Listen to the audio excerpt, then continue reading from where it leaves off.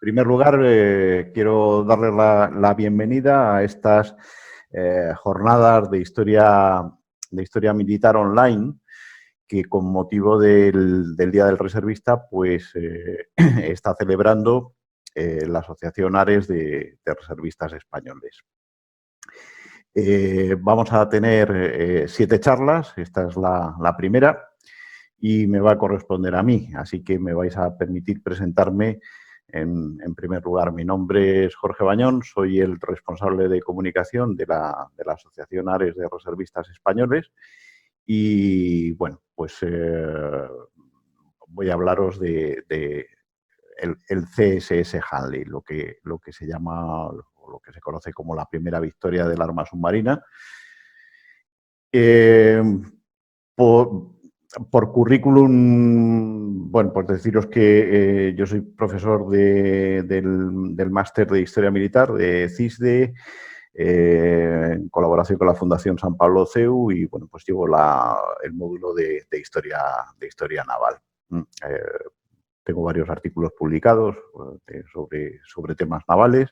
Soy especialista en historia de submarinos y bueno, pues he participado también como documentalista en algún documental que se ha realizado sobre este tema en España, que no son muchos, la verdad. Bueno, y sin más preámbulo, voy a compartir pantalla y vamos a empezar la presentación.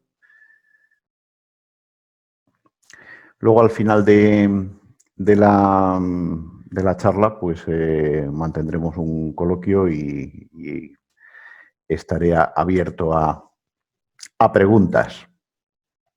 Bueno, pues comenzamos.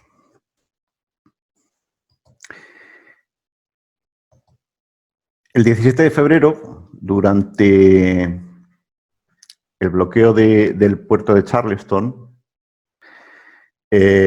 un pequeño submarino, el CSS Hanley, con una dotación de 8 hombres, hundió a una corbeta de vapor, el USS Housatonic, en lo que se considera la primera victoria del arma submarina.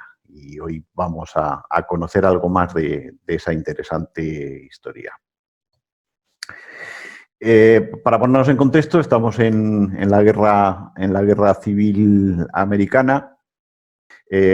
Nos situamos en la guerra civil americana, en el periodo entre 1861 y 1865, que, como sabéis, pues fue una guerra bastante cruenta y que, como todas las guerras civiles, pues enfrentó a personas del mismo país. La guerra comienza el 12 de abril de 1861 y se inicia con el ataque a Fort Sumter. Se inicia precisamente en Charleston. Hay una pequeña guarnición en ese fuerte, que ahora veremos dónde está. Y bueno, pues empieza a ser batido por las tropas rebeldes, las tropas del sur. El fuerte pues es defendido hasta la saciedad por la guarnición que tiene. Fijaros dónde está el fuerte, allí en el centro de lo que es la desembocadura del río Cooper y del río Ashley, que forman digamos, la salida al mar de Charleston, en Carolina. Y bueno, pues ahí se produce este bombardeo durante 34 horas, machacan a la guarnición de allí y las tropas las manda Beauregard, del que vamos a hablar largo y tendido, y al final, claro, con tan intenso bombardeo, pues la guarnición acaba rindiéndose. Es la primera batalla, como digo, de la Guerra Civil Americana y la primera derrota de las muchas que van a sufrir las tropas de la Unión. Ahí tenéis Fort Sumter actualmente. Como veréis, pues es una piedrecilla con un poco de terreno alrededor. Una guarnición está en un punto estratégico muy importante, pero no tiene... prácticamente está aislada. Y además se da la circunstancia de que es muy difícil retirarse de allí. Que las tropas que lo defendían no tenían más opción que retirarse. Bueno, pues el 19 de abril el presidente Lincoln ordena el bloqueo de los puertos del Atlántico para evitar el contrabando de armas y suministros a las tropas confederadas. Este es un bloqueo naval, pues y hay una serie de buques que se disponen en lo que es la entrada del puerto de Charleston e intentan pues evitar precisamente que los riders, los contrabandistas, pues puedan acceder al interior o puedan salir de allí. En la imagen, por favor, los que tengáis los micrófonos abiertos, cerrarlos. Vale, en la imagen estamos viendo dos buques de la Unión, el Vandalia y el Roanoke, que se están haciendo, bueno, pues están persiguiendo a un pequeño pileboat de los contrabandistas, en concreto el Arthur Middleton, ¿no? En 1863 ya han pasado prácticamente 2 años desde el comienzo de la Guerra Civil. Al bloqueo naval se le une un bloqueo terrestre, es decir, las tropas de la Unión van avanzando y la situación de Charleston empieza a hacerse muy, muy complicada. Por lo tanto, el mando de las tropas confederadas pues tiene la necesidad de romper el bloqueo a cualquier precio.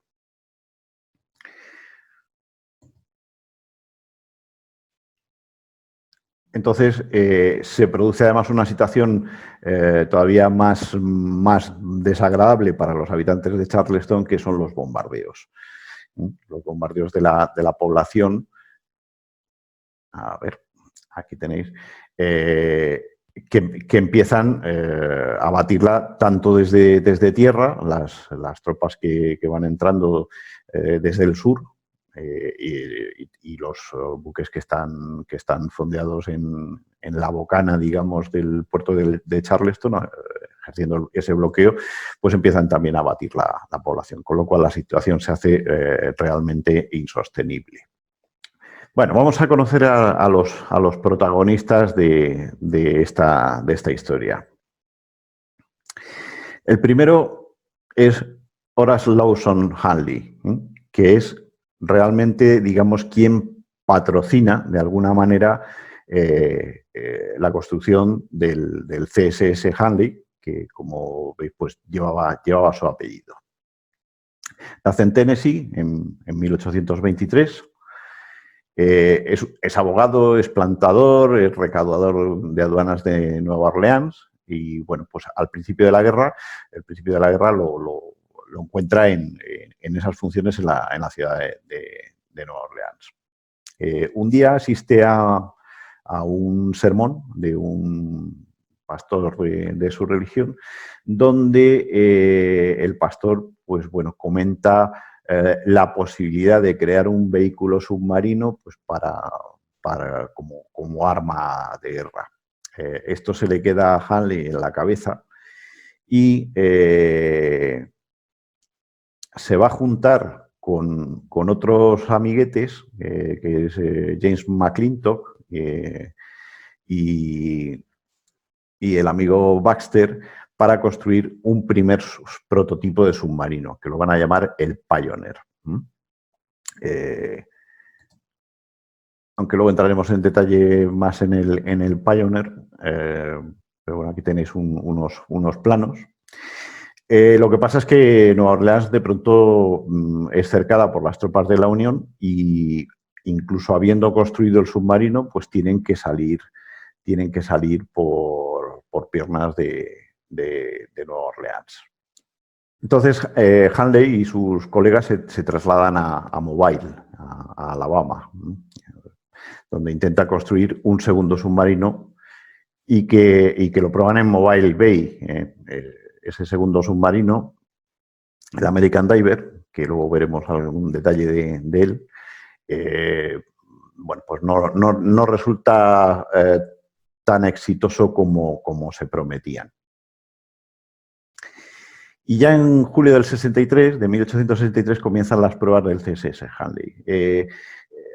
Hay que decir que esta gente estaba tremendamente implicada en la causa del sur.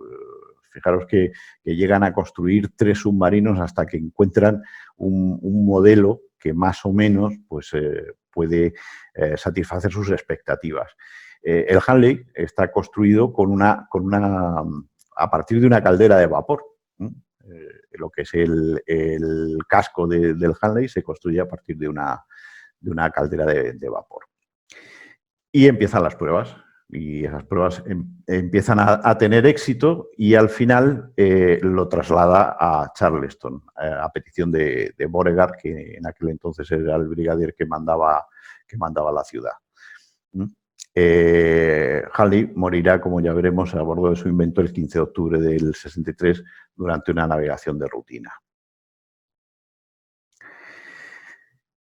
El general Pierre-Gustave Toussaint Beauregard nace en el 18, es un militar de West Point, de los de la academia, sirve en la guerra con México y se convierte en el primer brigadier general del ejército de la Confederación. Como hemos visto, es el que manda el ataque a Fort Sumter, con el éxito que tuvo. Y luego también combate en batallas tan importantes como la de Manassas, Shiloh y Corinth. En 1863 se hace cargo de la defensa de Charleston y será el impulsor de la rotura del bloqueo naval de la ciudad utilizando el CSS Handley. Tras la rendición del ejército confederado, vuelve a la vida civil y se coloca como ejecutivo del ferrocarril. Y luego impulsa la Lotería de Luisiana, lo cual lo convierte en millonario. Y va a fallecer en 1883 de una insuficiencia coronaria.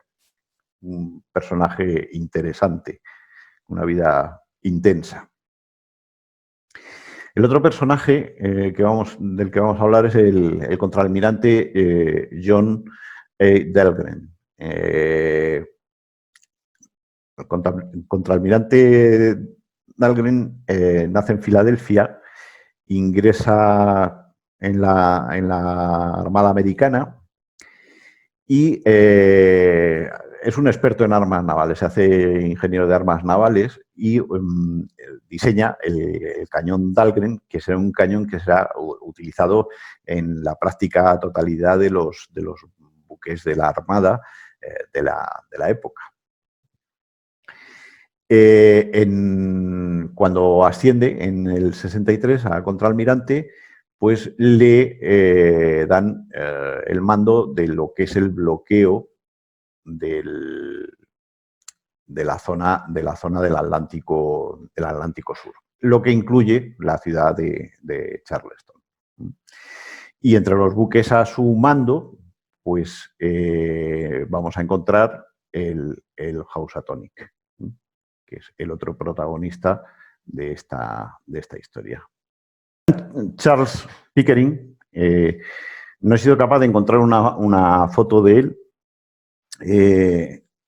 Nace el 23 de diciembre del 1815, ingresa en la Marina y sale de teniente en 1838. Ascenderá a capitán en julio de 1862 y mandará 3 barcos razonablemente famosos. Uno de ellos es el Vanderbilt, otro es el Kearsarge y otro es el Housatonic.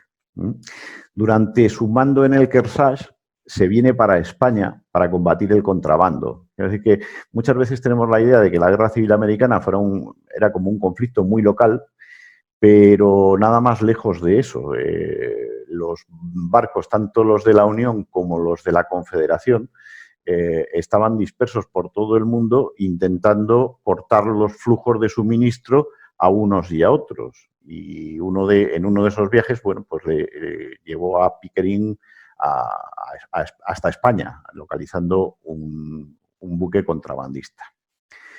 Bueno, tras ese viaje recibe el mando de Housatonic y luego morirá el 2 de febrero de 1888. Aquí tenemos el Housatonic. Y sin duda el protagonista de toda esta acción es el teniente de infantería George Erasmus Dixon. Es muy curioso que nos vamos a encontrar que la operación de rotura del bloqueo, por ciertas vicisitudes, se pone al mando de un teniente de infantería de tierra. Bueno, se sabe muy poquito de Dixon. De hecho, la foto que he puesto es la que todo el mundo reconoce como la foto oficial de Dixon, pero también hay muchos autores que dudan de que esa sea la auténtica imagen de Dixon. No sabemos cuándo nació, no sabemos la fecha ni el lugar de nacimiento. Se calcula que nació hacia 1837 en Kentucky o en Carolina del Sur. Sí que tenía una cierta afinidad con los temas de la navegación porque conocemos que trabajó como ingeniero en los barcos de vapor en Nueva Orleans y llegado el momento pues, se traslada a Mobile. Cuando comienza la guerra, pues se alista en una de las primeras milicias que luego se transformará ya en un regimiento, en el Regimiento de Infantería de Alabama, donde ya obtiene el empleo de sargento. Y entra en combate, participa en la batalla de Corinth y luego lo hará en Shiloh. En Shiloh, además, sufrirá una herida de gravedad y podría haber muerto. En principio, cuando yo empecé a trabajar en la historia del Hanley, había una leyenda que decía que se había salvado porque la novia que tenía en ese momento, durante la batalla de Shiloh, y que luego mantuvo años después, le había regalado una moneda y una de las balas que le dispararon pues impactó en la moneda. Y eso entró en el ámbito de la leyenda, como luego veremos más adelante. Cuando pues está convaleciente de su herida en la pierna, vuelve a Mobile y allí pues se encuentra con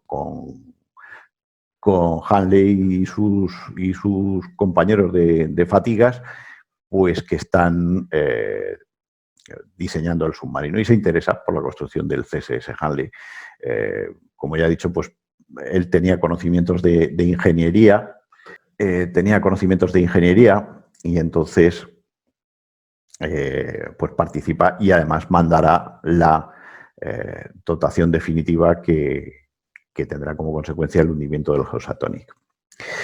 En todo lo que fue el desarrollo bélico del Hanley, tuvo 3 dotaciones, las que he puesto ahí. La primera dotación al mando del teniente Payne, la segunda dotación al mando del propio inventor de Hanley y luego la tercera dotación al mando de Dixon.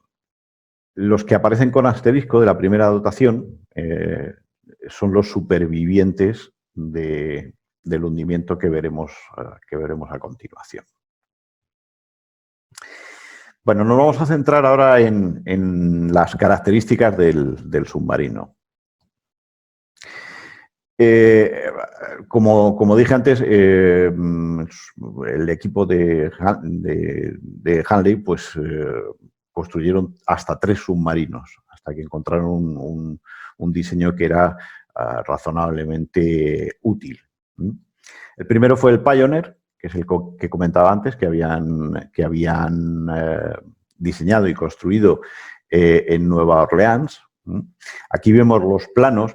Es muy curioso porque estos planos, si os dais cuenta, están rotulados por el Ejército de la Unión. Es decir, son unos planos que levantó el Ejército de la Unión cuando capturó el submarino. Cuando tomaron Nueva Orleans, pues encontraron el submarino allí. Halley no se lo pudo llevar y, bueno, pues hicieron una serie de planos, lógicamente, para estudiar su viabilidad.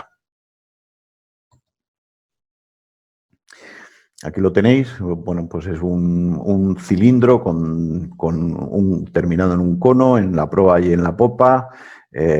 Bueno, pues no es un diseño especialmente sofisticado, tiene unos timones de buceo pequeñitos y, bueno, pues impulsado por una hélice de 4 palas. Todo ello de dudosa eficacia, pero bueno, para no ser expertos no estaba mal. El siguiente que construyen, y este ya lo construyeron en Mobile, es el American Diver. ¿Vale? El American Diver sigue un poco más la línea del Handley, es bastante más parecido al Handley, pero no llega a funcionar. Y tiene problemas estructurales. No es fácil el diseñar submarinos, como todos sabemos y vivimos también las peripecias de Peral. Entonces, el American Diver pues, fue un prototipo que no tuvo una vida operativa, fracasó por una cuestión meramente tecnológica. Lo que pasa es que estos señores pues eran muy espabilados y las lecciones aprendidas las llevaban bastante bien. Aunque no es un submarino, quería traerlo aquí a colación como curiosidad el CSS David.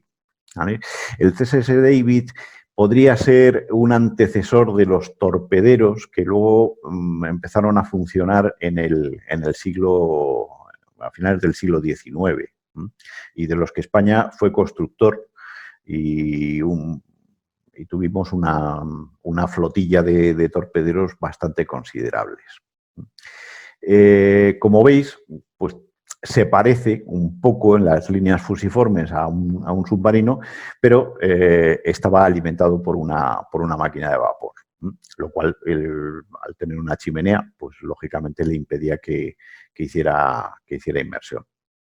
Este barco se utilizó en un ataque contra ese buque de la Unión que veis ahí, que es, bueno, un buque acorazado y bastante artillado.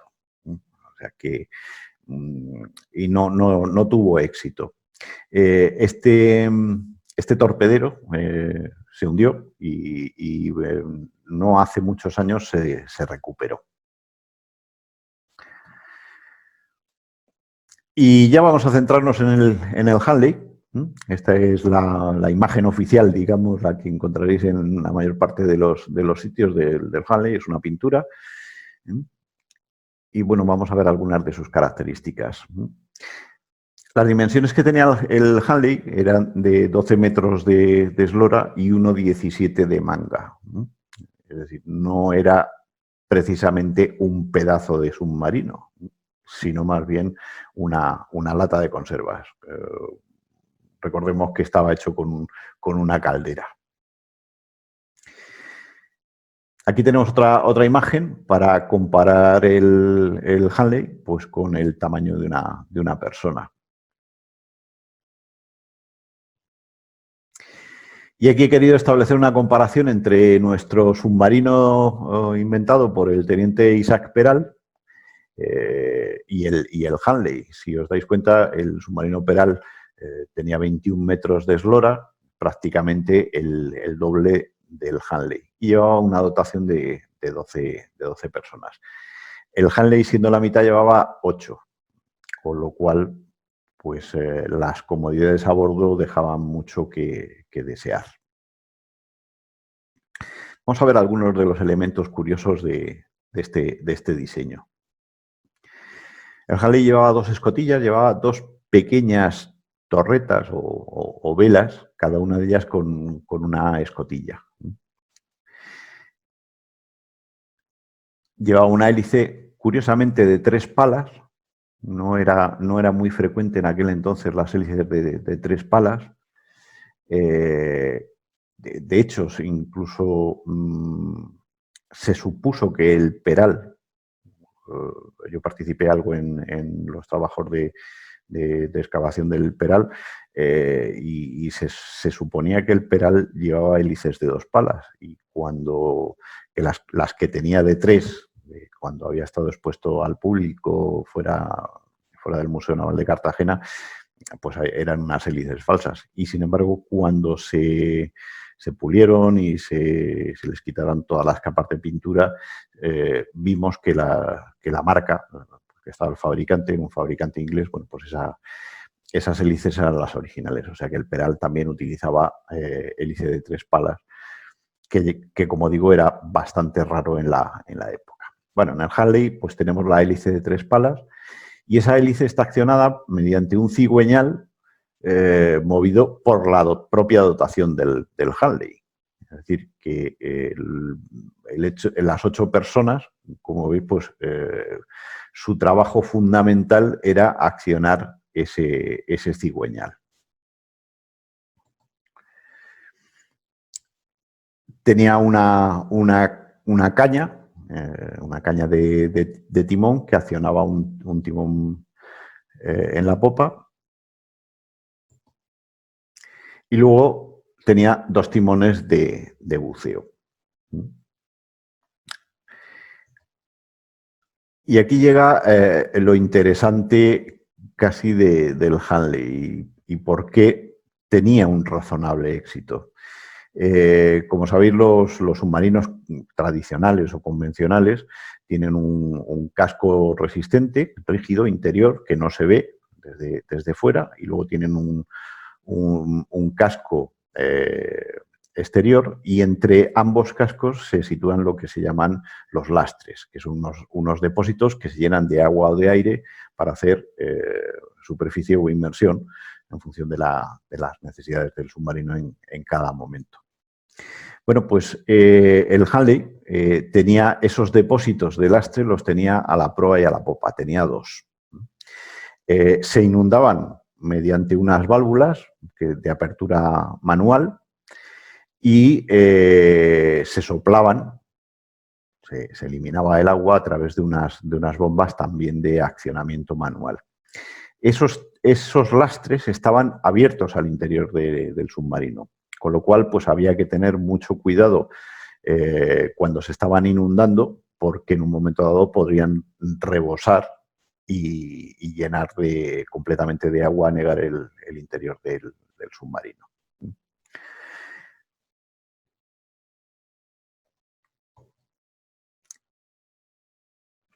¿Qué equipamiento llevaba el CSS Halley? Bueno, pues lo que os comentaba de la caña de timón en proa, la pala a popa, llevaban un compás para orientarse, llevaban una vela, algún aditamento más.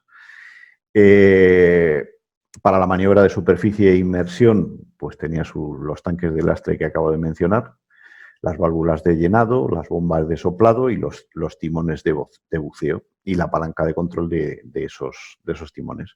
Y luego tenía unos lastres de hierro con tornillos. Teóricamente, la flotabilidad del Halley era una flotabilidad positiva.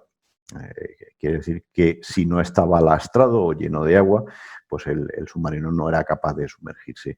Y al igual que el Peral, que también tenía un diseño muy parecido en ese aspecto, pues llevaba unos lastres de hierro con tornillos que en un momento dado que el submarino se fuera al fondo, se retiraban las tuercas que sujetan esos tornillos y bueno, pues quedaba liberado de esos lastres de hierro. Deciros que los submarinos actuales que tenemos en servicio, la serie 70, también llevan este tipo de mucho más moderno, pero también llevan sus lastres de hierro. La propulsión, pues era propulsión humana, de 8 hombres dándole al cigüeñal y la hélice de 3 palas que he mencionado. Curiosamente, bueno, pues tenía 2 snorkels.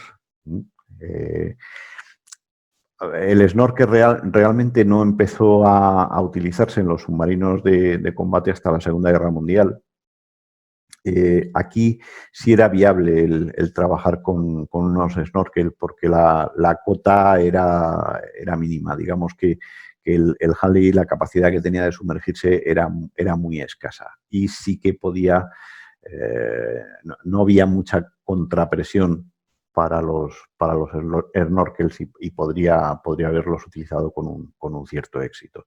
Y bueno, luego llevaba los repuestos. De los 8 miembros de la dotación, a proa iba Dixon, que era el que maniobraba el timón, controlaba la navegación y se hacía cargo del tanque de lastre, y a popa pues iba otro oficial, haciendo lo propio con el tanque de lastre de popa. Cuando se empezó a considerar el armamento del Hanley, pues se estudiaron 2 opciones. La primera de ellas era la mina remolcada, ¿vale? Esta idea venía un poco del CSS David, del torpedero que he mencionado hace un rato. Y básicamente, pues lo que se pretendía es llevar un explosivo flotante arrastrado por un cabo al submarino. El submarino pasaría haciendo inmersión por debajo de la quilla del buque atacado, del objetivo, y luego emergería por el otro lado. Mientras tanto, el explosivo quedaba a flote hasta que contactaba con lo que era la borda del costado del barco enemigo y detonaba por contacto. Esto fue una de las primeras opciones. Como no le fue muy bien al CSS David con este tipo de artilugios, pues empezaron a pensar en alguna otra solución. Y la idea fue lo que se llama el torpedo de espolón o torpedo de botalón, que en definitiva no era más que una caña que sobresalía de la proa del barco, y en su extremo pues había un arpón para clavarla al costado del barco enemigo. Recordemos que la mayor parte de los barcos en aquella época se construían de madera. Y asociado a esta caña con el arpón, pues había un explosivo, un depósito explosivo que estaba formado por 60 kilos de pólvora negra.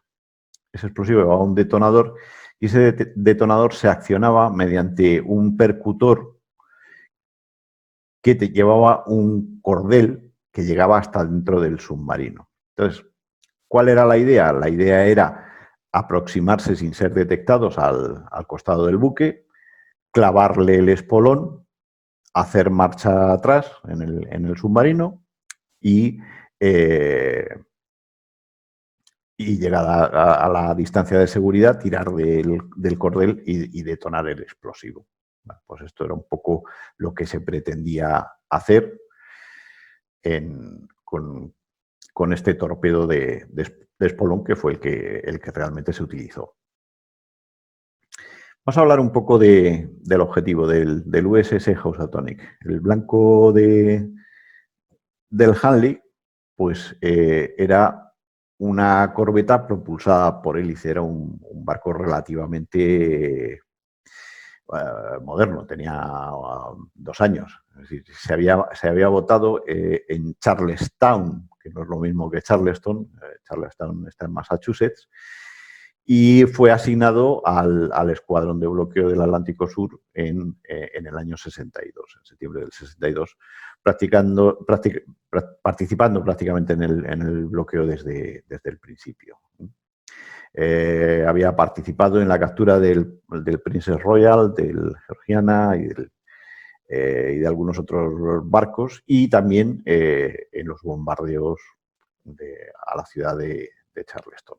Y bueno, pues como sabemos, fue hundido el 17 de febrero de 1864 por el Hanley. Vamos a referirnos un poco más a la construcción y las pruebas del Hanley. El Hanley se construye en la primavera del 63, de 1863, en los talleres de Parksea Lyons en Mobile. Hemos visto una foto de estos talleres hace un rato. La construcción fue dirigida por dos tenientes, Alexander y Dixon, con planos originales de Hanley, de McClintock y de Watson.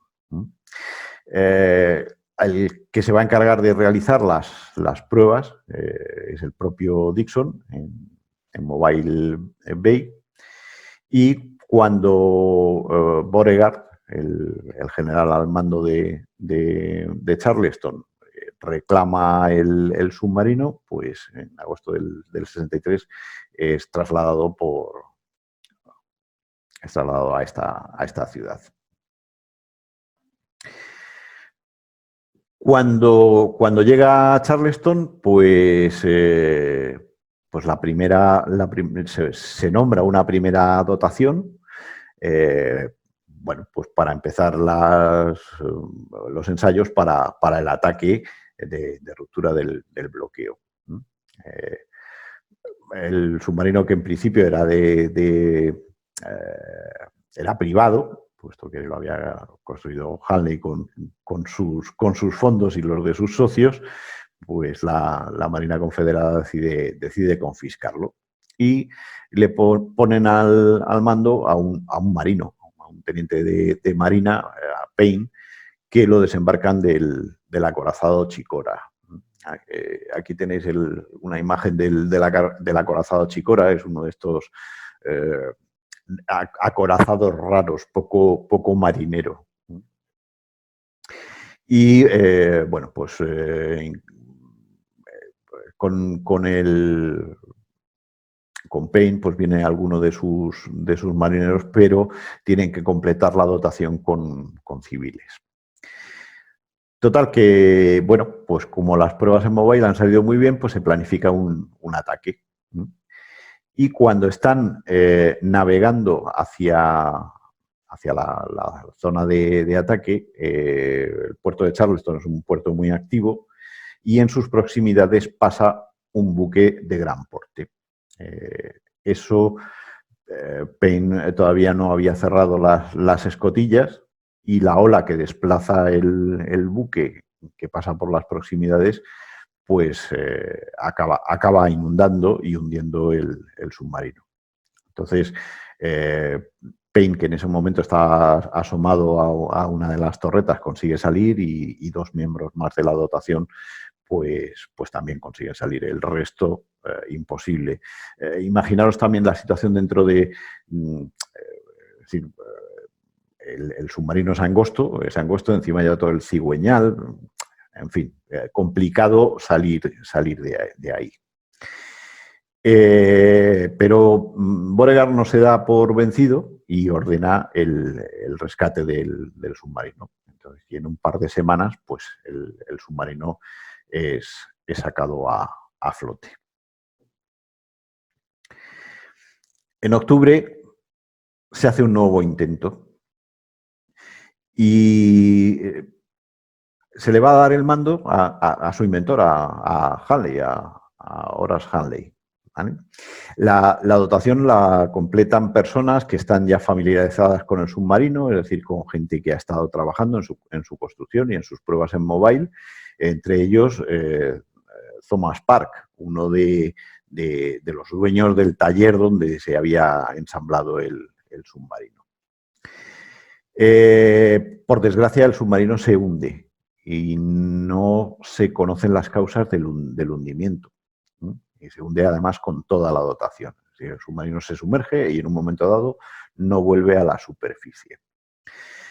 Total que Si la otra vez el rescate fue razonablemente fácil, en este caso, pues la cosa es más complicada, porque lo primero es que hay que localizarlo y luego sacarlo.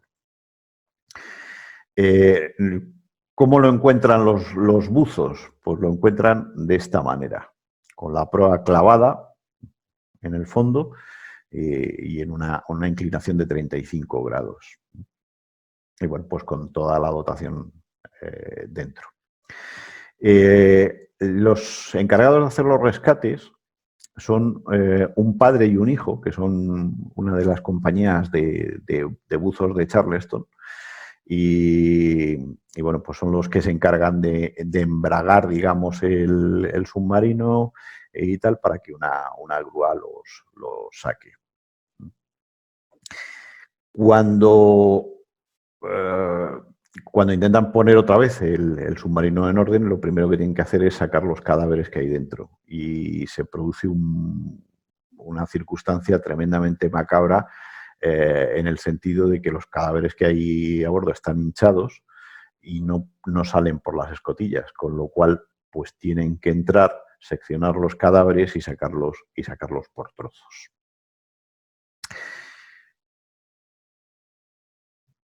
En este contexto, pues claro, Beauregard se plantea mucho si seguir mandando gente a la muerte con tan poco sentido.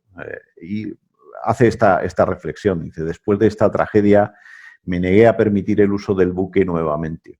Pero el teniente Dixon, un hombre valiente y determinado que había regresado a Charleston, me solicitó autorización para utilizarlo de nuevo contra la corbeta Housatonic, un poderoso barco nuevo que transportaba 11 cañones de grueso calibre y que estaba fondeado en el canal del norte opuesto a Bridge Inlet, obstruyendo materialmente el paso de los buques rompedores del bloqueo, tanto de entrada como de salida. Bueno, pues Dixon se va a ver a Beauregard y le dice que él sí que cree en el submarino y que lo ponga al mando. Que lo ponga al mando, que él va a tener éxito en un ataque contra el Housatonic. Así que Dixon se va a reunir una nueva dotación, realiza una serie de pruebas que son razonablemente exitosas y comienza la aventura. Vamos a describir el ataque. Luego lo veremos en un mapa. La base del submarino estaba en la isla Sullivan, que es una de las islas grandes que hay en un canal Charleston es un delta, digamos, donde convergen ríos y bueno, pues está todo lleno de canales y de islas y demás. Bueno, no es un sitio especialmente fácil de navegar. En la isla Sullivan había un canal y bueno, pues ahí es donde estaba el submarino y donde la dotación pues salía para hacer sus pruebas y demás. La dotación se reúne a las 6 de la tarde y una de las cosas que se habla mientras que están preparando están alistando el submarino es que los barcos de la Unión ya tienen suficiente información de que el submarino existe y que, bueno, pues que está listo para un ataque en cualquier momento. La inteligencia de la Unión pues hace su trabajo, informa a sus mandos de esto. También es una época en la que se producen numerosas deserciones por parte de unos y de otros, y alguno le va con el cuento pues a sus nuevos mandos. Ese conocimiento por parte de los buques de la flota de bloqueo pues no arredra a Dixon y sigue con el plan de atacar al Housatonic. Así que en vista de lo cual a las 7, ya con el submarino perfectamente alistado y su dotación, pues se hacen a la mar. Navegan en superficie, démonos cuenta de que el Handley realmente solo tenía capacidad para sumergirse, no llevaba ningún sistema de aireación interna, no llevaba nada. Es decir, cuando cerraban las escotillas, el aire que había dentro era el que estaba, con lo cual, con 8 personas haciendo esfuerzo físico, pues se consumía rápido. Con lo cual, pues bueno, el Handley se desplazaba en superficie hasta que llegaba a las proximidades del objetivo y entonces haría inmersión para el ataque.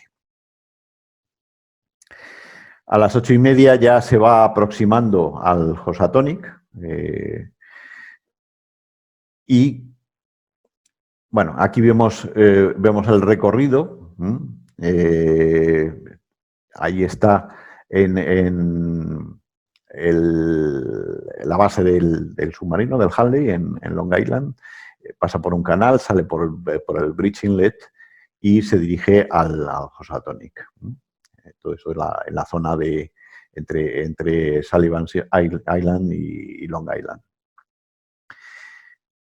El Housatonic no está muy lejos, no tienen que navegar muchas millas, pero es cierto que tampoco el Handley era un bólido. Es decir, propulsión manual, pues tampoco, y unas condiciones hidrodinámicas tampoco especialmente buenas, no le hacían ganar grandes velocidades. Ahí vemos también disposiciones de otros buques, incluso de las baterías. Vemos la línea de bloqueo de las tropas de los buques de la Unión y las tropas de la Unión entrando por el sur, por Morris Island, en dirección a Fort Sumter. Bueno, pues esta es la situación a esa hora. A las 9 menos cuarto, el submarino ya está en las proximidades del Housatonic. Momento en el cual es detectado. Es decir, todos los buques habían reforzado la vigilancia. Y claro, pues al final le pasó un poco lo mismo que a Peral con sus pruebas del submarino. Si todo el mundo está mirando para el lado por donde viene el submarino, llega un momento que lo ves, sobre todo cuando no pueden ir a mucha profundidad, como es el caso del Handley. Y aunque estuviera de noche. Con lo cual, el Handley empieza a recibir descargas de fusilería. En principio eso no es ningún problema, el casco aguanta bien los disparos, pero claro, el problema es la artillería. Lo que pasa es que cuando lo detectan, está ya tan cerca del Housatonic que los cañones no tienen cota para disparar sobre el Handley y se libra de recibir una andanada.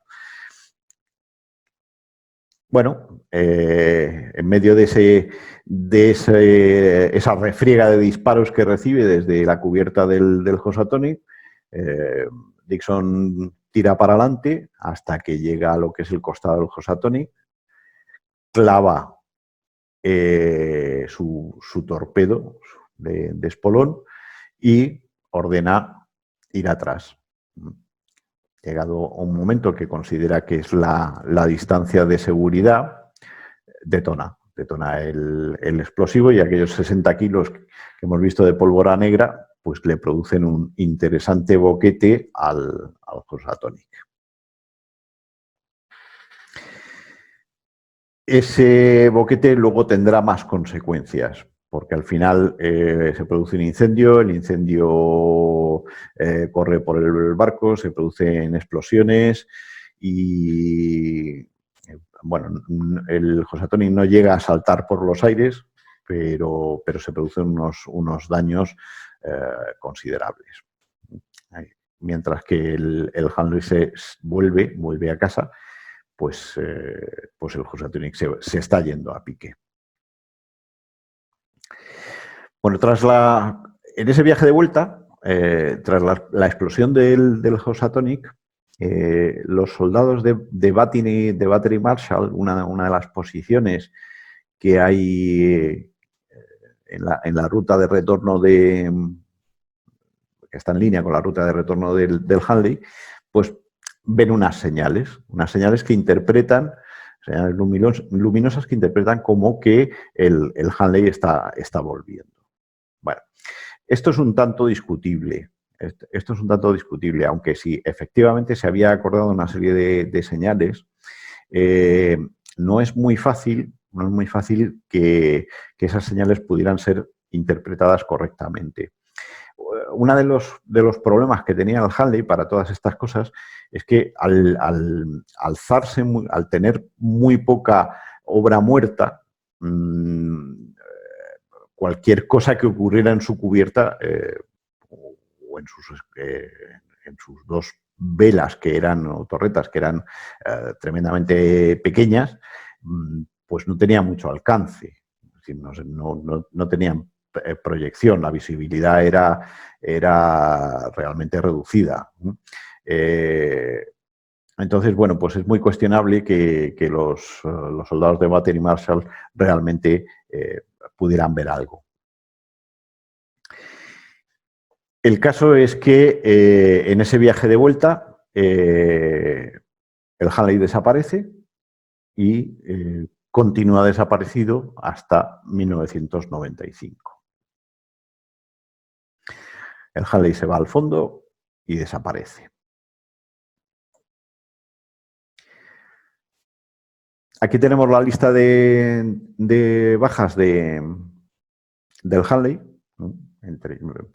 Que es la dotación al completo, los 8 tripulantes, y las bajas del Housatonic. 2 oficiales, un contramaestre y dos marineros.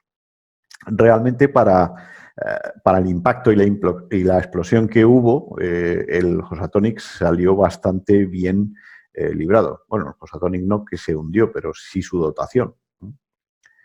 Esto, el hecho de que hubiera también otros barcos por los alrededores, pues ayudó a rescatar a los que habían caído al agua. Bueno, pues como digo, el Hanley estuvo como 130 años perdido. Y llegó un momento pues, que alguien se empeñó en recuperarlo. Y eso fue muy rápido después de su hundimiento.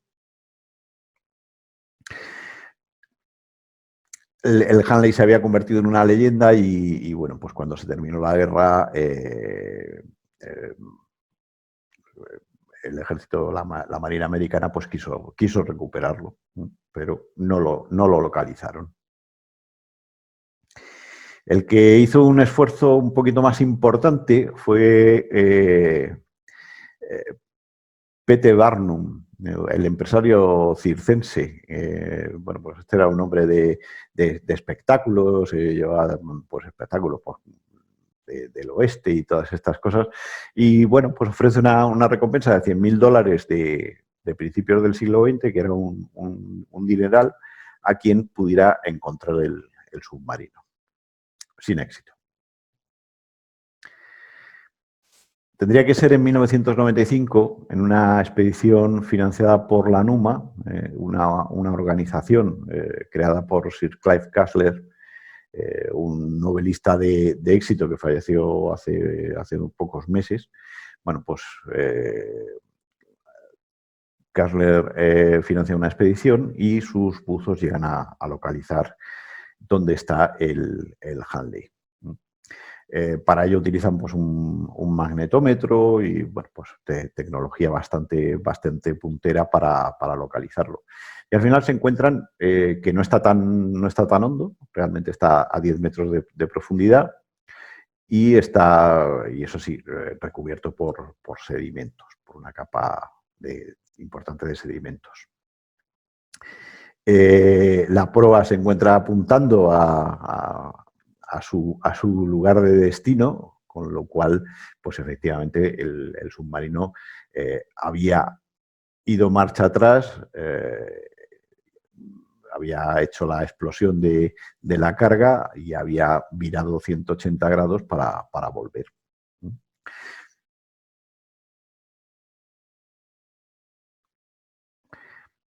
Pero aquello no es un sitio fácil. Es decir, que aunque esté en una cota de 10 metros, que es fácil, una cota, bueno, prácticamente se puede bajar a pulmón, el rescate no era una operación sencilla. Lo primero que tenían que considerar era la integridad estructural del casco después de estar 130 años bajo el agua. Casco metálico, pues evidentemente el óxido, la corrosión, tenía que haber hecho estragos en el casco del submarino. Como siempre hay oportunistas, pues también en el momento que la NUMA empezó a hacer estos trabajos, pues los cazatesoros empezaron a pulular por la zona. Esto, si habéis leído algunas historias de estas de rescate, sobre todo de barcos piratas y demás, pues es muy habitual, o de galeones españoles y demás, pues es habitual de que se concentren muchísimos rescatadores con diversas intenciones en el entorno donde se hagan los trabajos. La visibilidad, una visibilidad inferior a 60 centímetros. Daros cuenta que estamos en un delta. Entonces, los arrastres de sedimentos de los ríos que confluyen en ese delta, en Charleston, pues dificultan mucho la observación a distancia a la que puedes ver. Por la misma razón, es un sitio de corrientes fuertes y, bueno, pues es como en casi todos los estuarios donde se mezclan aguas dulces y aguas saladas, suelen ser sitios bastante ricos en vida, y en este caso, pues un auténtico paraíso para las medusas urticantes que dificultarían el trabajo de los buzos. Otra de las dificultades que se iban a encontrar, pues, es que tampoco sabían tanto del submarino.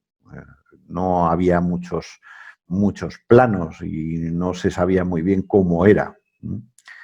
Luego, además, el submarino estaba tumbado, estaba inclinado, una inclinación de 45 grados, y una de las cosas que se pretendía hacer era evitar que se desplazaran los objetos en el interior.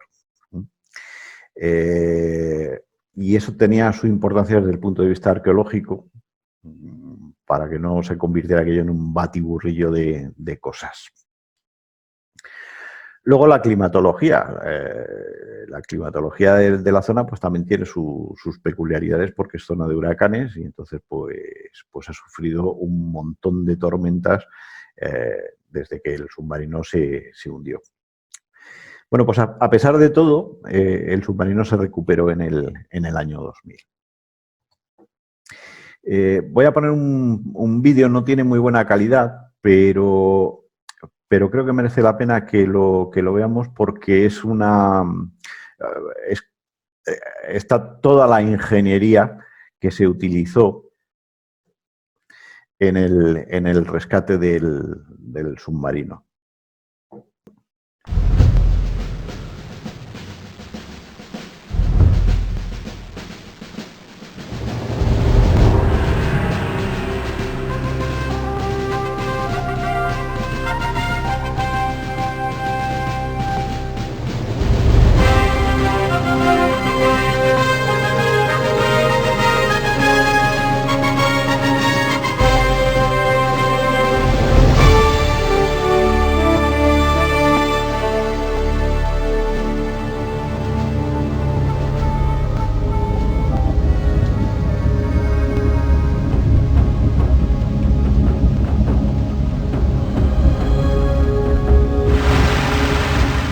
Lo primero que se hizo fue excavar en el entorno del submarino, despejar capas de arena para dejarlo lo más diáfano posible.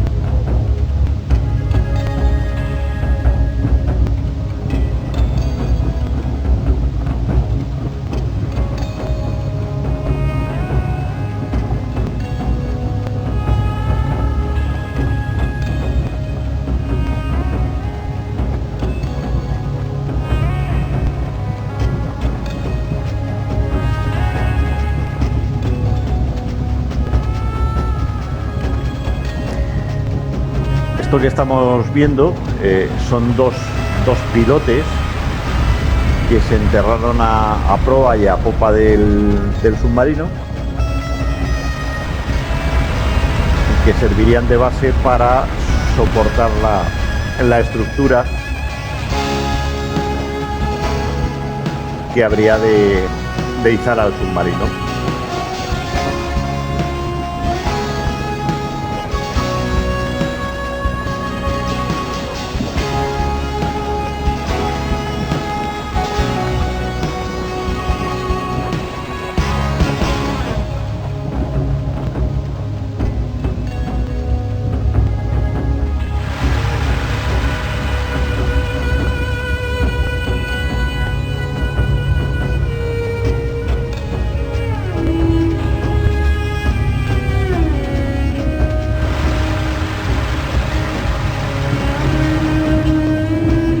A continuación, los buzos fueron retirando arena y colocando unas bragas alrededor del casco del submarino. Pero estas bragas tenían la particularidad de tener unas piezas hinchables, unos compartimentos hinchables, que aparte de permitir que el daño fuera el menor posible, el submarino se mantuviera en los famosos 45 grados durante todo el proceso hasta llevarlo a la superficie.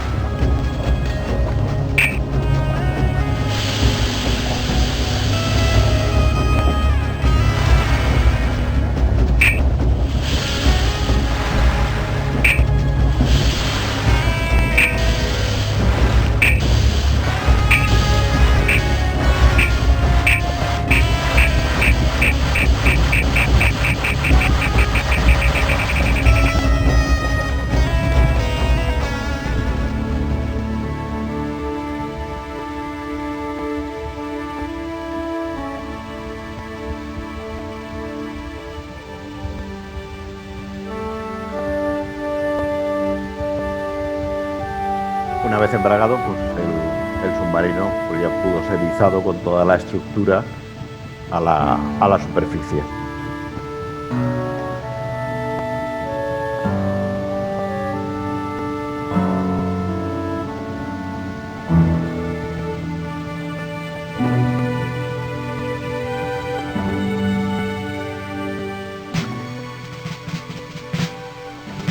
Bueno,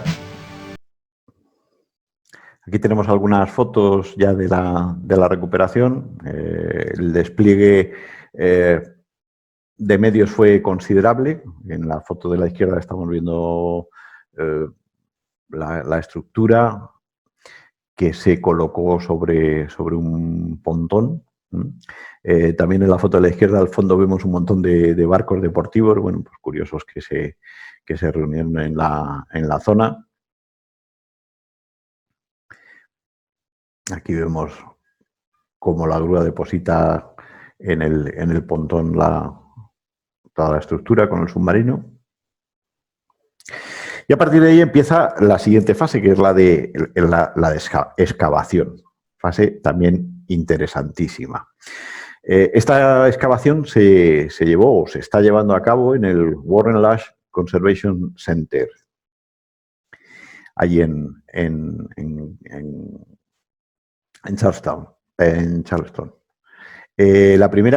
Lo primero que hicieron los arqueólogos fue digitalizar el submarino en un modelo en 3D que iban a utilizar como un plano guía para los trabajos posteriores.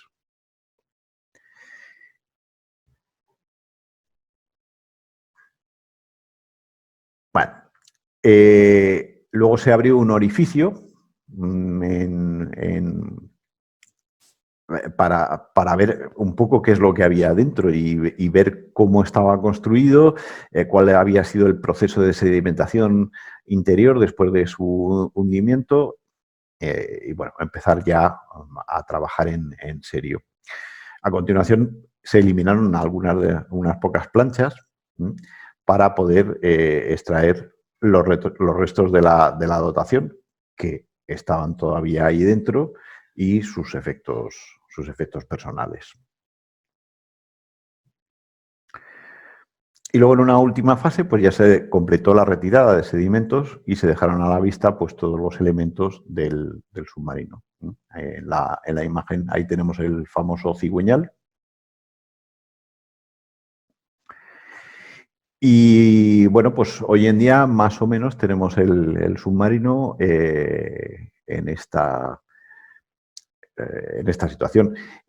Durante mucho tiempo lo tuvieron sumergido en una piscina, es decir, prácticamente todos los trabajos se hacían en una piscina hasta que se consiguió estabilizar el acero con el que estaba hecho y ya los procesos de oxidación y deterioro que se podían haber producido pues se redujeron.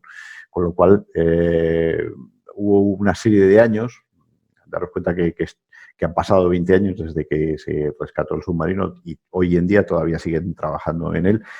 Hubo una parte que fue tremendamente lenta, porque claro, pues trabajar dentro de una piscina con agua, pues no es fácil. Hoy en día los trabajos van avanzando a mejor ritmo e incluso ya el submarino está visitable. Hacen exhibiciones.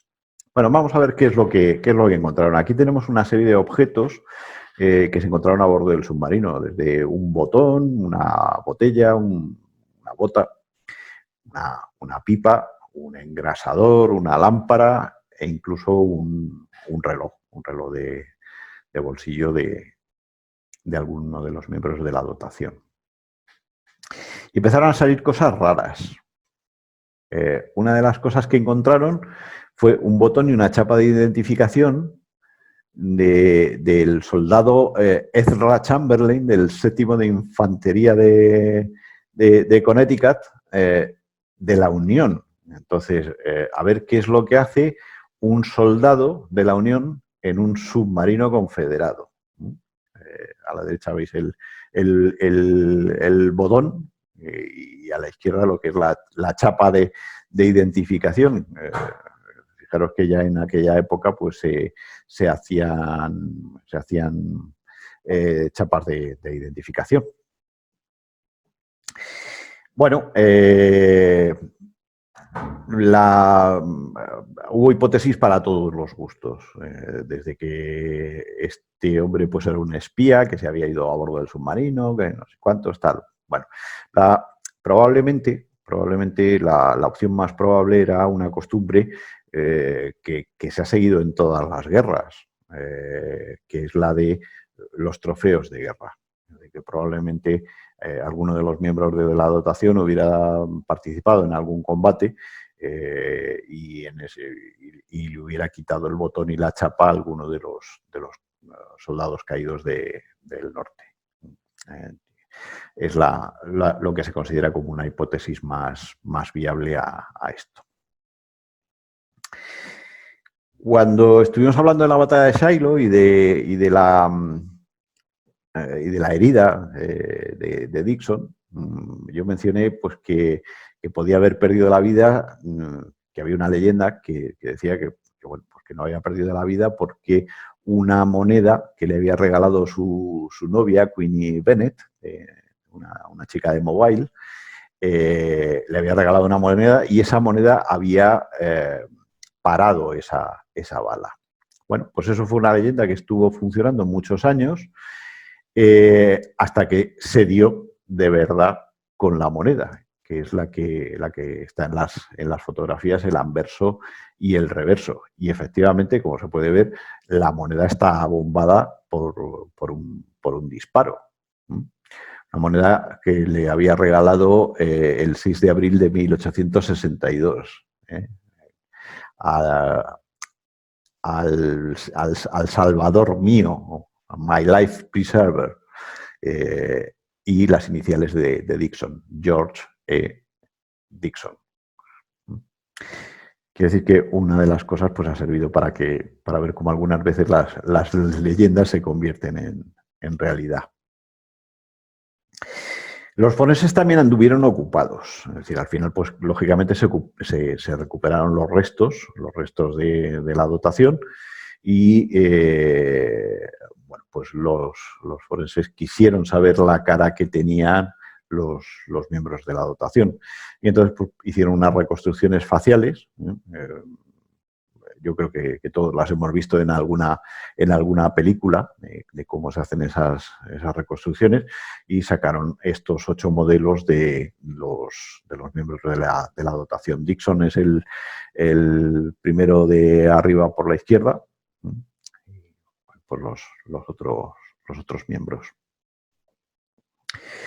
Pero claro, después de todo esto queda una pregunta sin respuesta, y es ¿por qué se hundió el Handley? Bueno, pues a lo largo de los años han surgido muchas teorías, muchísimas, y periódicamente, bueno, el tema vuelve a la palestra y alguien dice algo, pero la verdad es que no se sabe muy bien.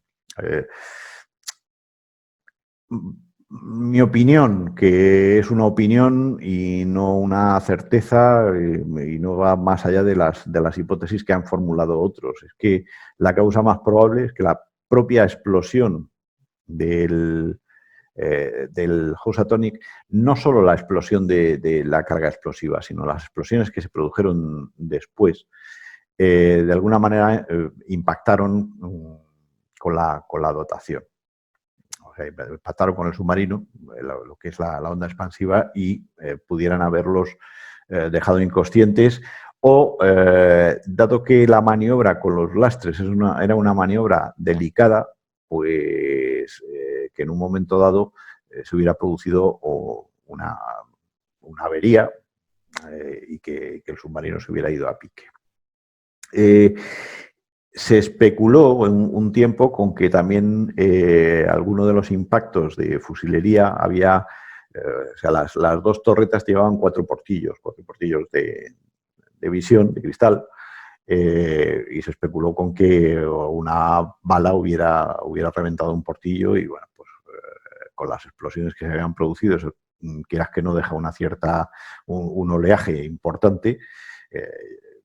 Recordemos lo que había pasado con la primera dotación del Handley, y bueno, pues podría haber sido causa del hundimiento. A mí no me parece demasiado probable, porque esos portillos tenían un diámetro muy pequeño y, hombre, mal sería que no estuvieran ya preparados para en un momento dado el poder cerrar, hacer una reparación de fortuna o cerrar esos portillos si empezaba a entrar agua. La presión externa no era muy fuerte, puesto que el submarino ya estaría en superficie. Así que, bueno, pues todas las hipótesis en estos momentos permanecen abiertas, y realmente, como digo, pues cada 2 o 3 años, pues alguien dice pues que ha habido que se asfixiaron, o porque no tenían suficiente aire para volver y no podían abrir los portillos. Bueno, pues no lo sabemos.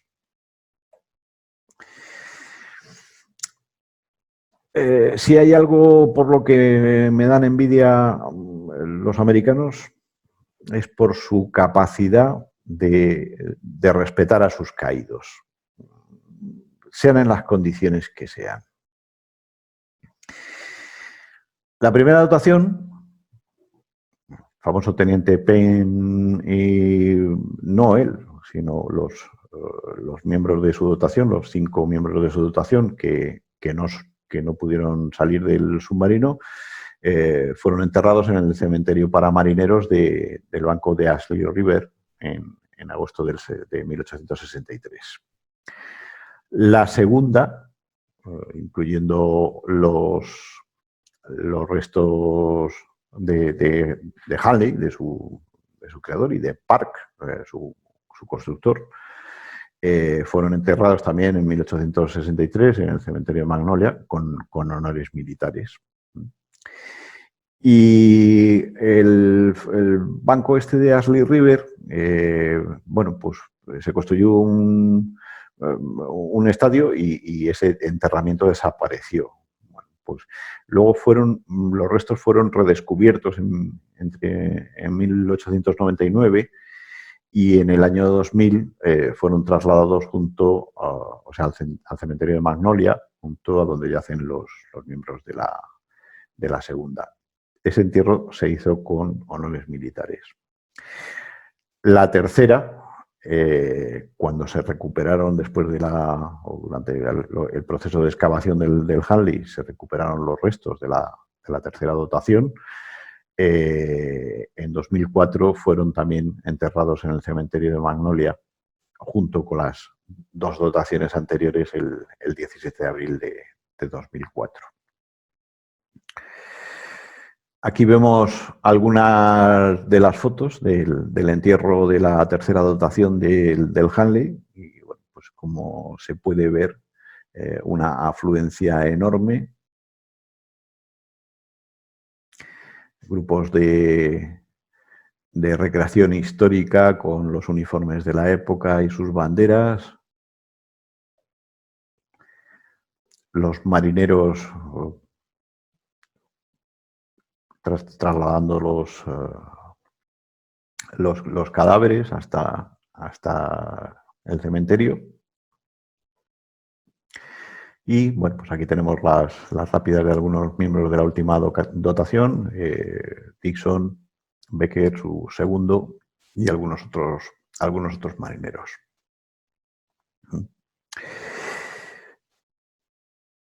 Bueno, pues con esto terminamos esta interesante historia del Hanley y, bueno, pues a partir de ahora, preguntas. Voy a dejar de compartir pantalla y quien quiera preguntarme algo, estoy a su disposición.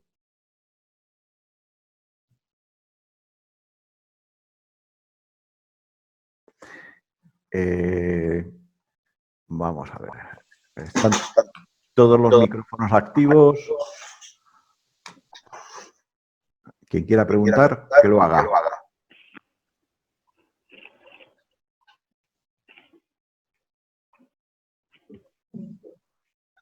Yo tengo una pregunta. Dime, Mariola.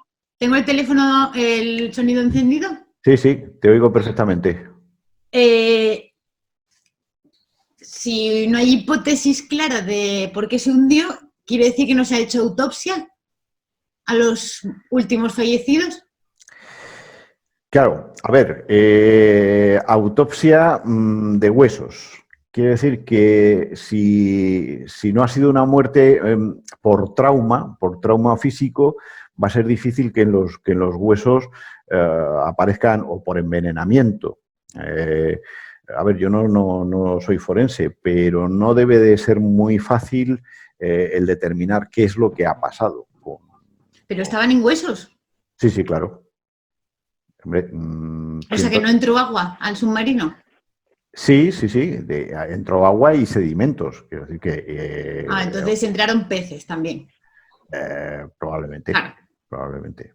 Desde luego, si no entraron peces, seguro que microorganismos entraron. Sí, sí. Y eso es suficiente como para laminar lo que sea orgánico ahí. Es decir, lo que se rescató, yo tengo algunas fotos y son esqueletos, son básicamente esqueletos.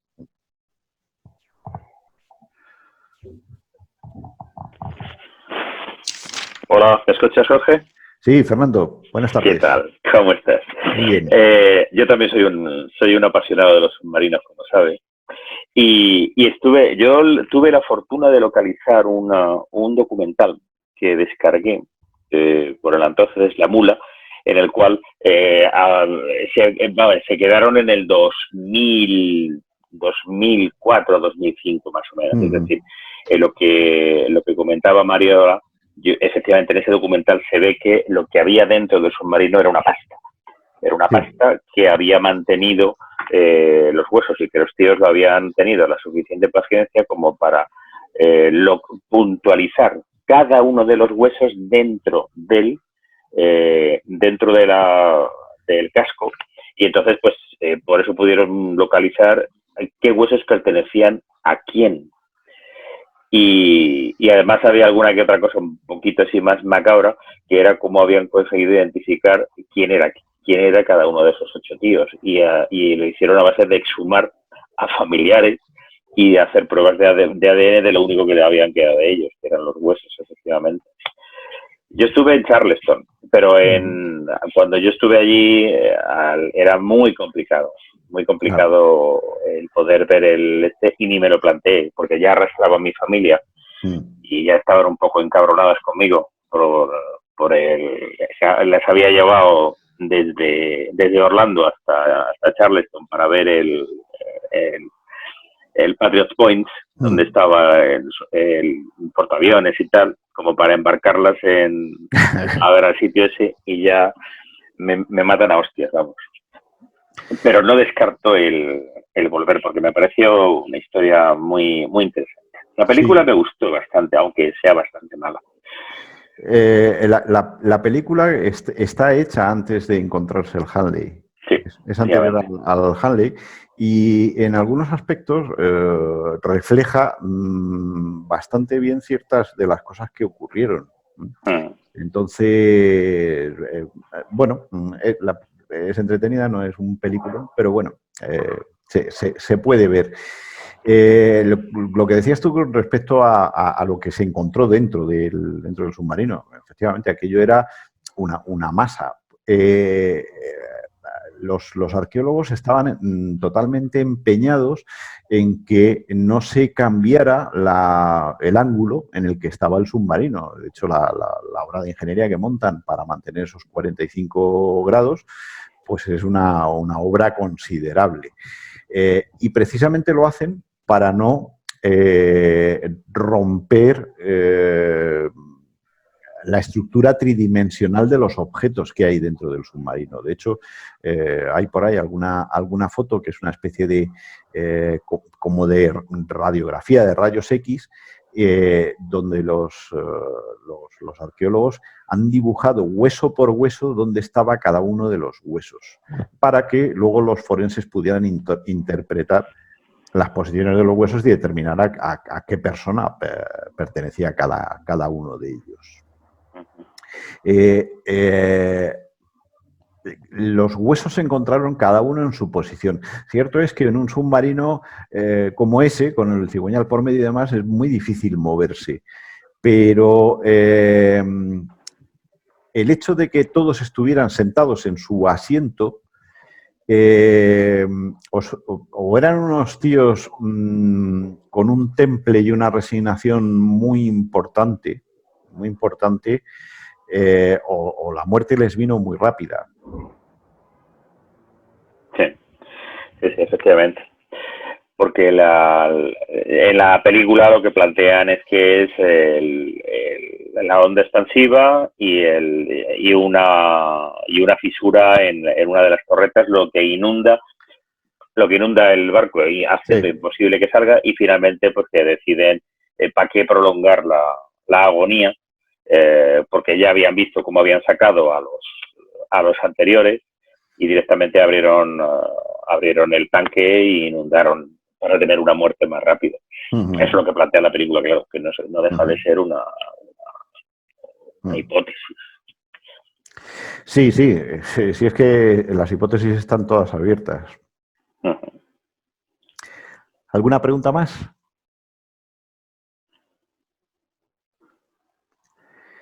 Hola, sí, yo quería hacer una pregunta.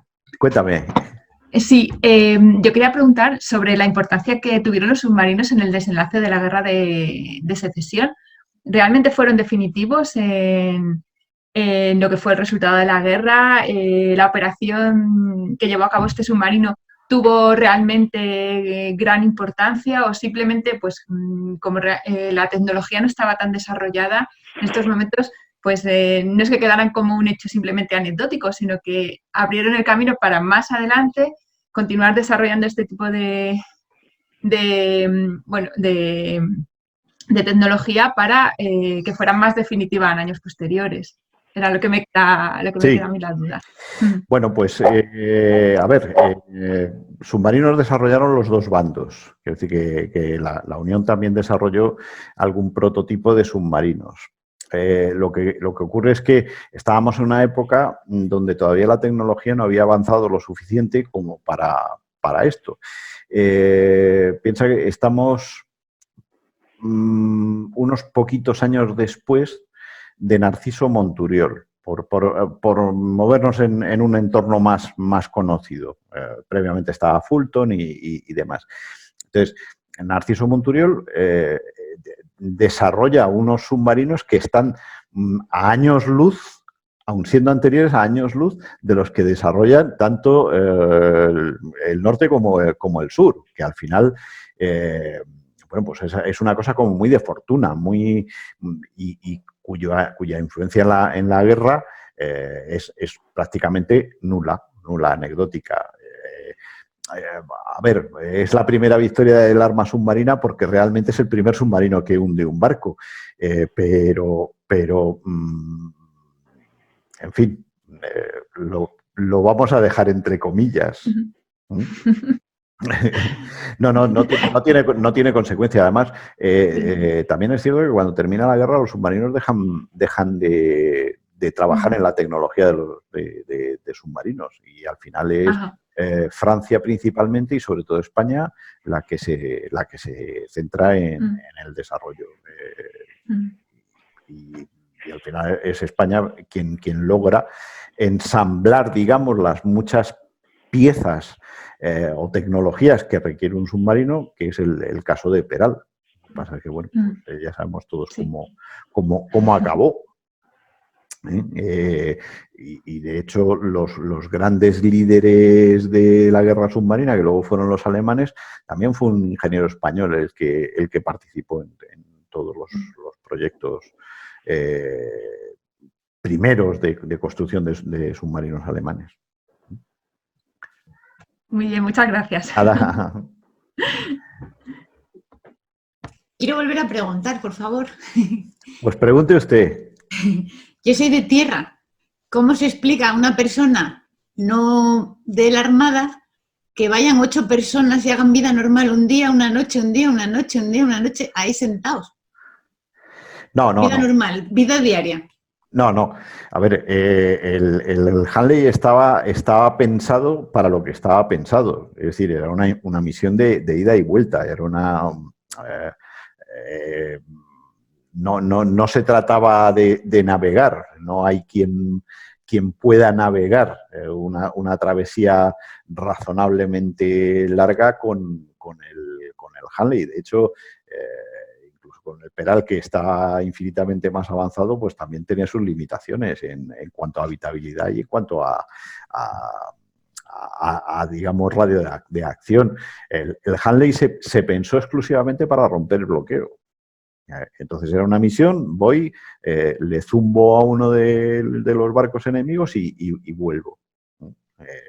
¿Llevarían agua, aunque sea? Sí, entiendo que sí, que llevarían agua para beber y el bocata y todas estas cosas. Claro, ¿No se movían del sitio entonces? De hecho, en una de las fotos que he enseñado sale una botella. Entonces, no sabemos qué es lo que contenía. Ron. Pues probablemente. Quiero decir que bebían, comida evidentemente no se ha conservado nada. Pero seguro que sí, que llevarían su abastecimiento. Y lo que sí está claro es que no se movían de donde estaban. Date cuenta de otra cosa, el submarino es inestable. Es decir, un tío moviéndose dentro del submarino, pues es como si te pones de pie en una piragua. Pues no es cómodo. Entonces, me imagino que entrarían de forma muy ordenada, que tendrían un sistema de que primero entrarían uno por la proa y otro por la popa, los que iban en el centro del cigüeñal, y luego irían cubriendo los asientos. Y el que ya llegaba a su asiento, pues ya había llegado. El submarino de Peral tiene un aseo, que es una de las cosas que inventó Peral, de las muchas que inventó en la construcción de su submarino, tiene un aseo. Es decir, alguien que tiene una necesidad puede hacerla. En el Hanley no. Había que venir llorado de casa ya.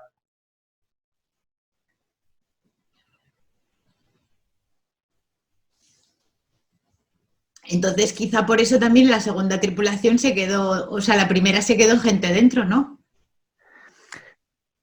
Supongo que sería hasta difícil y se Claro. tardaría en entrar y salir de Sí. los que estuvieran en el centro. Sin duda. Lo más probable que pasó con la primera tripulación estaría abierta la escotilla de proa, estaría probablemente Payne, el teniente que mandaba la dotación, estaría asomado o razonablemente asomado en la escotilla, no vería la ola que había producido el barco que pasaba por ahí, y entonces, claro, a él le dio tiempo a salir cuando vio la inundación y probablemente al siguiente y al siguiente que estaban en su lista. A los demás no. En ese momento ya el submarino estaba totalmente inundado y para abajo. ¿Pero tan poco tiempo tardaban en inundarse? Sí, eso cae a plomo. Pero a plomo. Date cuenta que lleva... tiene flotabilidad positiva cuando eso está lleno de aire. En cuanto... Ya, va lastrado y para abajo, sí. Claro. Los lastres que lleva de hierro es para compensar esa flotabilidad positiva que tiene, y en cuanto eso se inunda, pues adiós. Y es que no caen como una hoja. Si analizas hundimientos de allí, porque había muy poco fondo, es decir, estamos hablando de sitios donde a lo mejor la cota son 10 metros, 15 metros y demás, pero si analizas las velocidades a las que se hunden los barcos, caso de Titanic o el Bismarck o todos estos, cuando impactan contra el fondo, impactan a una velocidad bastante interesante. Y de hecho, mucho del deterioro estructural que tienen no es tanto del hundimiento en sí como del impacto contra el fondo. Gracias. Ajá.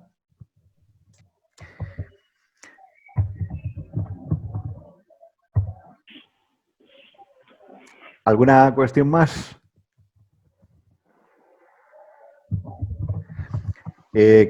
Alguien me preguntó esta mañana, no recuerdo el nombre, perdón, me preguntó por correo electrónico un poco, pues una pregunta que los que amamos los submarinos, pues nos hacemos siempre. ¿Qué es lo que hubiera pasado en Cuba y en Filipinas si el invento de Peral hubiera tenido un desarrollo mucho más extenso del que alcanzó? Y a ver, yo siempre me remito a unas declaraciones que hizo el Comodoro Dewey ya a principios del siglo XX, no recuerdo en qué año, pero en los principios, que el Comodoro Dewey fue el que nos zurró en Filipinas a base de bien, y él reconocía, dice, si España hubiera tenido los submarinos como el que inventó Peral, pues probablemente la cosa hubiera sido radicalmente distinta. Imaginaros lo que podía haber sido en Santiago de Cuba el haber contado con una serie de submarinos contra el bloqueo de la escuadra americana. Aquello hubiera sido un tiro al plato perfecto. En fin, tuvimos la delantera en un momento y al final pues perdimos ese tren. ¿Alguna cuestión más?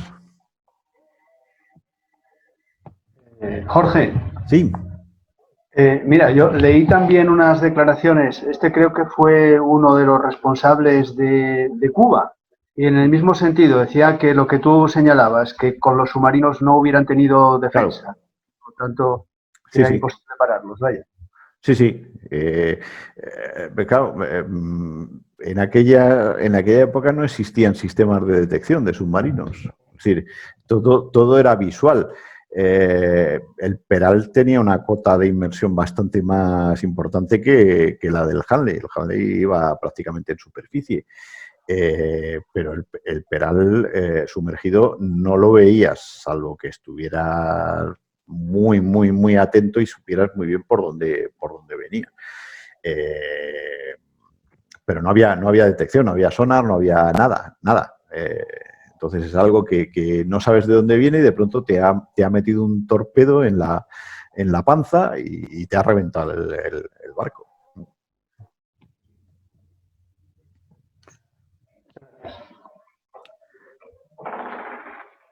¿Alguna cosa más?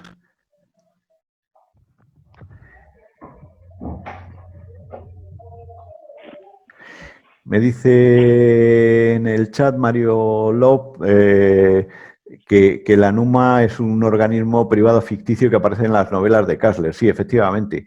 El organismo es ficticio, pero la expedición sí que la financió Kastler a través de una organización que yo no sé realmente si la llamo NUMA o como en sus novelas o la llamo de otra manera. Kastler es responsable de muchos rescates de buques, sobre todo de la Guerra Civil Americana.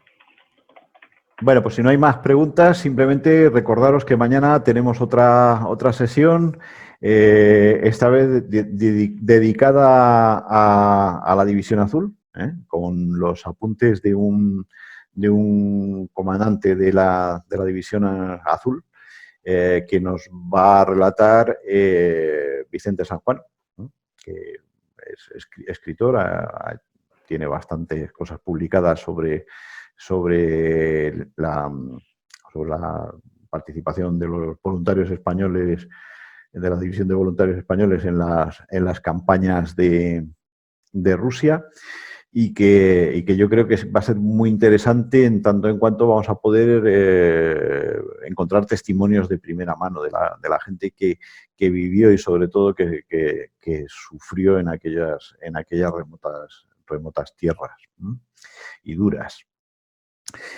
Bueno, pues agradeceros a todos vuestra atención, vuestra asistencia y bueno, mañana haré nuevamente de presentador, aunque ya no de ponente. Venga, gracias a todos. Nos vemos mañana. Un saludo.